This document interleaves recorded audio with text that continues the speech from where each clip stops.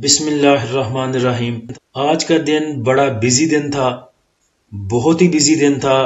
जब से मैंने ये ग्रुप शुरू किया व्हाट्सएप का, मुझे लगता है कि सबसे ज़्यादा मैसेजेस आज मुझे आए पर्सनल में, और बड़े मशवरे और बड़े इधर बेच दूं इधर ले लूं, इंडेक्स क्या कर रहा है, रिकवरी करेगा नहीं करेगा, और भी बहुत कुछ आज रिजल्ट सीजन भी स्टार्ट हो चुका है। कुछ अनाउंसमेंट आ रही थी, कुछ उसके बाद बोर्ड मीटिंग अनाउंस हो रही थी, कुछ रिजल्ट आ रहे थे, कभी नोटिफिकेशन इधर से कभी नोटिफिकेशन उधर से, कभी ग्रुप में कभी मैं अपने पोर्टफोलियो में, कभी जो पर्सनल गप्पे लगाते हैं उनके साथ। तो बहुत ही बिजी डे था आज का। मेरी आवाज भी बैठ गई है। आज कोशिश करूंगा ठीक से वीडियो बन जाए, क्योंकि एनर्जी मुझ में बिल्कुल खत्म हो चुकी है, जीरो पे है, बिल्कुल बैटरी मेरी डेड है। आज के सेशन की अगर बात करें तो कल आपको बोल दिया था, एक चीज बोली थी कि इंडिविजुअल्स की बाइंग है और इंडिविजुअल कभी भी पैनिक सेलिंग कर सकता है। अभी तक मैंने फीपीलीपी देखा नहीं, फीपीलीपी अभी तक आया भी कोई नहीं। उम्मीद है कि वीडियो बनाते बनाते इंशाल्लाह फीपीलीपी आ जाएगा, लेकिन जो ज्यादा चांसेस मुझे लग रहे हैं वो यही हैं कि इंडिविजुअल्स की सेलिंग होगी आज।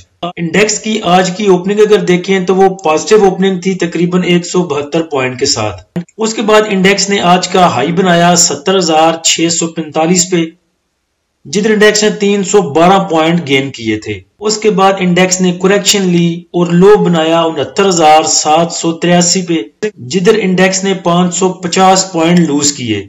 उसके बाद इंडेक्स की क्लोजिंग को देखें तो इंडेक्स ने वो 550 जो लूज किए थे उनको रिकवर किया, और उसके बाद क्लोजिंग दी 70,290 पे, जिधर इंडेक्स ने सिर्फ 43 पॉइंट लूज किए।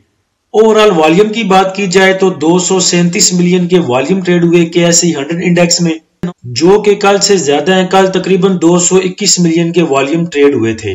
आज सुबह तकरीबन 9 साढ़े 9 बजे आपको बता दिया था कि सेल ऑन स्ट्रेंथ की स्ट्रेटजी रखिएगा, ऊपर की साइड पे इसको सेल करें जो भी आपके पोर्टफोलियो में है प्रॉफिट में, और अपना जो पोर्टफोलियो है उसको लिमिटेड करें। ये दोनों मैसेज अभी भी लगे हुए हैं, बाद में मैंने आपको वो टैग करके लास्ट टाइम में नीचे भी दिखाए थे।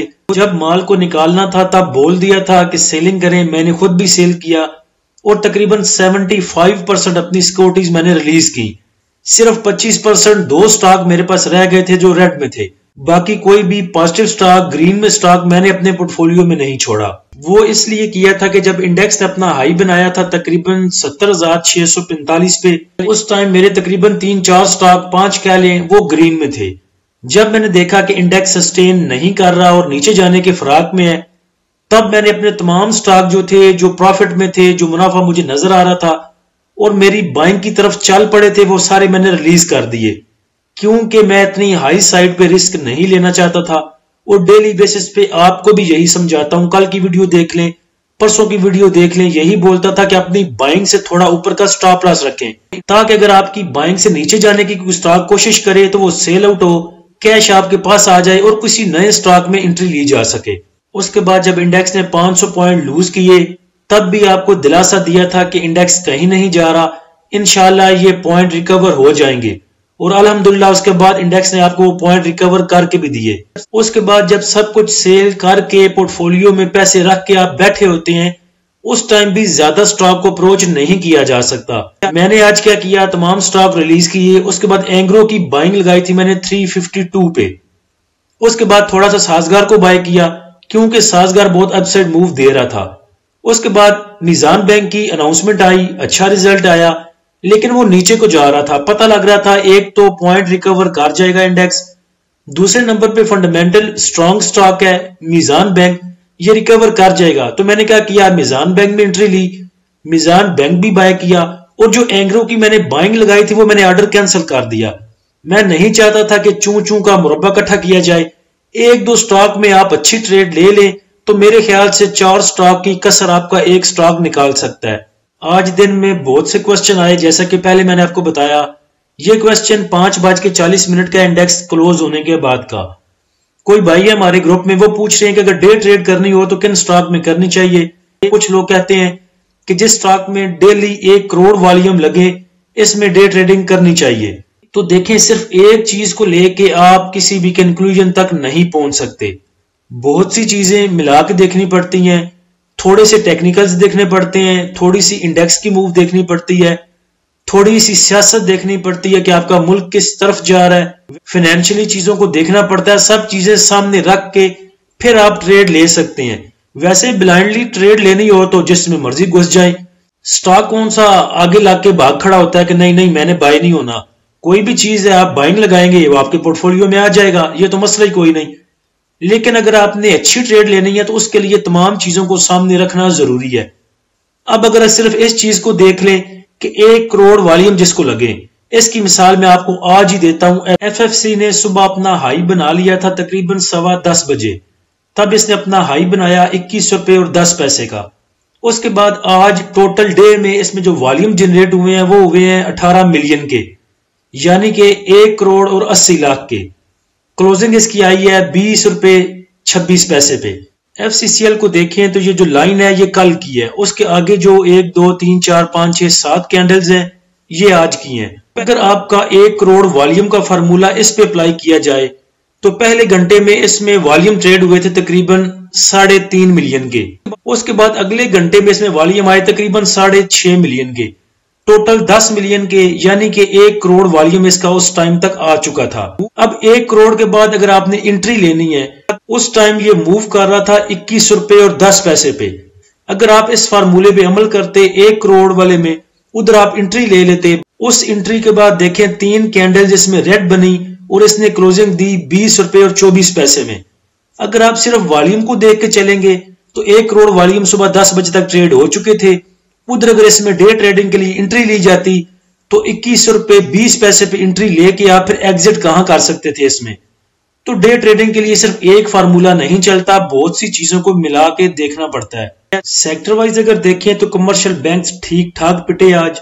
उसके बाद ऑयल एंड गैस एक्सप्लोरेशन कंपनियां, उसके बाद सीमेंट प्रेशर में था, technology, oil and gas marketing companies, automobile, pharmaceutical, chemical.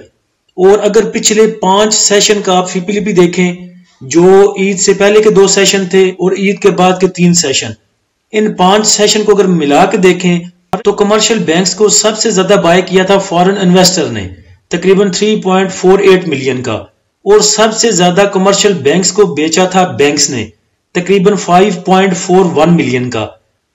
Foreign investor के बाद सबसे ज्यादा बैंक्स को उठाया था ब्रोकर ने, उसके बाद म्यूचुअल फंड ने उठाया हुआ था बैंक्स को।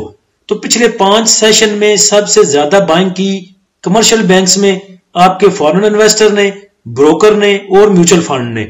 तो अभी जाके बाद में फीपीलीपी देखते हैं कि किसने आज माल फेंका और किसकी वजह से कमर्शियल बैंक्स में आज मंदी थी। आज के टॉप पॉइंट कंट्रीब्यूटर की बात करें तो ईफट ने सबसे ज्यादा पॉइंट कंट्रीब्यूट किए हैं 120 point, MCB 46, Fatima 19, डीएडब्ल्यूएच 16, बीएएफएल 14, NRL 14, एटीआरएल 11, पीएससीएल 10, PSO 10, FFC 10 point. और रिफाइनरी आपकी तकरीबन पिछले टाइम लास्ट टाइम में जाके थोड़ा सा मूव आई रिफाइनरी सेक्टर में, वो भी बहुत थोड़ी सी। माइनस पॉइंट कंट्रीब्यूटर में देखें तो एमईबीएल ने सबसे ज्यादा माइनस पॉइंट कंट्रीब्यूट किए हैं 141 point, Hubco 33, Luck 33, BAHL 28 point, HBL 19, PTC 17, Thal 10, Mari 9, Searle 8, system 7 point. Sector wise point contributor की अगर बात करें तो सबसे ज्यादा जो मूव देखी गई वो आज फर्टिलाइजर सेक्टर में देखी गई, उसके बाद रिफाइनरी सेक्टर था, उसके बाद इन्वेस्टमेंट बैंक्स थे, उसके बाद मिसलिनियस था, और उसके बाद oil and gas marketing companies थी, उसके बाद पेपर एंड गुड्स में मूव थी थोड़ी सी, उसके बाद इंश्योरेंस में, और उसके बाद थोड़ी सी ट्रांसपोर्टेशन में। माइनस साइड पे अगर देखें तो जो सेक्टर नहीं चले या जिन सेक्टर में आज ज्यादा प्रेशर था उसमें कमर्शियल बैंक्स पहले नंबर पे हैं। उसके बाद सीमेंट सेक्टर में भी पीछे 2-3 सेशन से मूव थी, आज सीमेंट सेक्टर भी पिटा थोड़ा सा। उसके बाद देखें तो टेक्नोलॉजी सेक्टर भी नहीं चल सका आज, पावर जनरेशन भी नहीं चला आज, ऑटोमोबाइल पार्ट्स में भी आज मूव नहीं थी, केमिकल में भी ऐसा मूव नहीं थी और केमिकल बहुत देर से मूव नहीं दे रहा। उसके बाद फार्मास्यूटिकल कंपनीज में भी थोड़ा प्रेशर देखा गया। रिजल्ट सीजन शुरू हो चुका है तो ओजीडीसी की बोर्ड मीटिंग अनाउंस हो चुकी है। इसके जो रिजल्ट आने हैं वो आएंगे तकरीबन 29 अप्रैल को।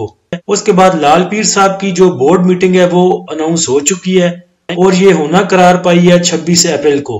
उसके बाद बैंक इस्लामी की बोर्ड मीटिंग अनाउंस हो चुकी है और ये होगी 25 अप्रैल को। आज के सेशन के फीपीलीपी की बात करें तो फॉरेन कॉर्पोरेट्स की बाइंग इतनी हैवी थी कि मुझे जाके ऊपर डेट दोबारा चेक करनी पड़ी। मैं पहले देख रहा था 3-4 सेशन का फीपीलीपी, तो मुझे लगा कि ये 3-4 सेशन का इकट्ठा फीपीलीपी शो हो रहा है, लेकिन मैंने ऊपर देखा तो डेट देखें, सिर्फ आज की डेट है। तो आज बैंक्स ने सेलिंग की 0.39 मिलियन की, ब्रोकर ने सेलिंग की 0.20 मिलियन की, कंपनीज ने सेलिंग की 3.21 मिलियन की, फॉरेन कॉर्पोरेट्स ने अकेले बाय किया 22.98 मिलियन का, तकरीबन $23 मिलियन का आज अकेले बाय किया फॉरेन कॉर्पोरेट्स ने। उसके बाद इंडिविजुअल्स की सेलिंग देखें तो 19 मिलियन की है, ग्रॉस में उन्होंने जो सेलिंग की वो 78 मिलियन की है और जो बाइंग की वो 59 मिलियन की। यही बात मैंने आपको पहले भी की थी कि लग ऐसे रहा कि आज जितनी भी सेलिंग थी वो इंडिविजुअल्स की तरफ से है। इंडिविजुअल्स ने जितना भी माल उठाया हुआ था सारा पैनिक होकर सेल कर दिया और वो सारा उठा लिया फॉरेन कॉर्पोरेट्स ने। इंश्योरेंस कंपनीज की भी सेलिंग है 0.22 मिलियन की, म्यूचुअल फंड की बाइंग है $500,000 की, एमबीएफसी की सेलिंग 0.01 मिलियन की। अदर ऑर्गेनाइजेशन ने भी मौका गनीमत जाना और सेल किया 0.54 मिलियन का। ओवरसीज पाकिस्तानी ने बाय किया 0.41 मिलियन का। तो एक अच्छा फीपीलीपी आप इसको कह सकते हैं। बैंक्स को आप कह सकते हैं कि होल्डिंग पे हैं, क्योंकि 0.39 मिलियन की सेलिंग कुछ एज सच मैटर नहीं करती। उसके बाद फॉरेन कॉर्पोरेट्स की टू मच बाइंग है 23 मिलियन की। तो लग रहा है कि जैसे ये सस्टेन करवाना चाह रहे हैं इंडेक्स को। और ये बात मैंने कल आपसे की थी कि फॉरेन कॉर्पोरेट्स ने माल उठाया हुआ है 71,000 पे, वो 71,000 का माल आपको 70,000 में या 69,000 में कभी भी नहीं देंगे। अब इंडिविजुअल ने आज सेलिंग की है, कल वो देखेंगे इंडेक्स को सस्टेन होता हुआ और देखेंगे कि अदारे बाइंग पे हैं और यही माल जो इंडिविजुअल्स ने आज सेल किया है इसी को फिर अच्छे रेट्स पे ये बाय करने पे मजबूर होंगे। फॉरेन इन्वेस्टर की बाइंग देखें तो सबसे ज्यादा उन्होंने ऑल अदर सेक्टर में बाइंग किया 23 मिलियन की। इंडिविजुअल्स की बात करें तो इंडिविजुअल्स ने सबसे ज्यादा सेल किया है ऑल अदर सेक्टर को। इंडिविजुअल्स ने जितना ऑल अदर सेक्टर में सेलिंग की उतना ही फॉरेन इन्वेस्टर ने उसको उठा लिया। कमर्शियल बैंक्स के काफी बेड़े गर्क थे, तो कमर्शियल बैंक्स में अगर देखें तो सबसे ज्यादा जो इसमें सेलिंग है वो बैंक्स की तरफ से है। बैंक्स पिछले 3-4 सेशन से इसको सेल कर रहे हैं। आज फिर इन्होंने तकरीबन 0.70 मिलियन का इसको सेल किया और जितना इन्होंने सेल किया उसको उठा लिया है कंपनीज ने। तो एज सच बहुत बड़ी सेलिंग कमर्शियल बैंक्स में भी नहीं है। तो इंडेक्स की क्लोजिंग चूंकि कल के सेम लेवल के करीब है तो रेजिस्टेंस एंड सपोर्ट लेवल भी आपके तकरीबन वही होंगे। रेजिस्टेंस आपकी 70,600 पे, उसके बाद 70,900, उसके बाद 71,300 पे। सपोर्ट की अगर बात करें तो सपोर्ट नीचे 69,900, जिधर से तकरीबन आज भी इंडेक्स ने सपोर्ट ली। थोड़ा सा नीचे गया 69,700 तक, लेकिन आप कह सकते हैं कि सपोर्ट लेवल 69,700 और 69,900, इसको आप एक लेवल कंसीडर करके चल सकते हैं। उसके बाद जो सपोर्ट है वो 69,500 की और उसके बाद 69,100 की। नेक्स्ट अगर स्ट्रेटजी की बात करें तो खबरें सब पॉजिटिव हैं। इदारों की बाइंग आप देख चुके, फॉरेन कॉर्पोरेट्स कहीं भी जाने नहीं दे रहे इंडेक्स को, तो पैनिक होने की जरूरत कोई नहीं। अपने स्टॉक्स होल्ड करें, जो आपने सेल करना था आज सेल कर लिया। सुबह अगर इंडेक्स आपको मौका देता है दोबारा 70,600 70,700 तक, तो थोड़ी सी प्रॉफिट टेकिंग कीजिएगा और न्यू बाइंग की तरफ या हम जाएंगे डिप में या फिर 71,000 के बाद। अल्लाह हम सबका हामी नासिर हो। इजाजत दीजिए, अल्लाह हाफिज।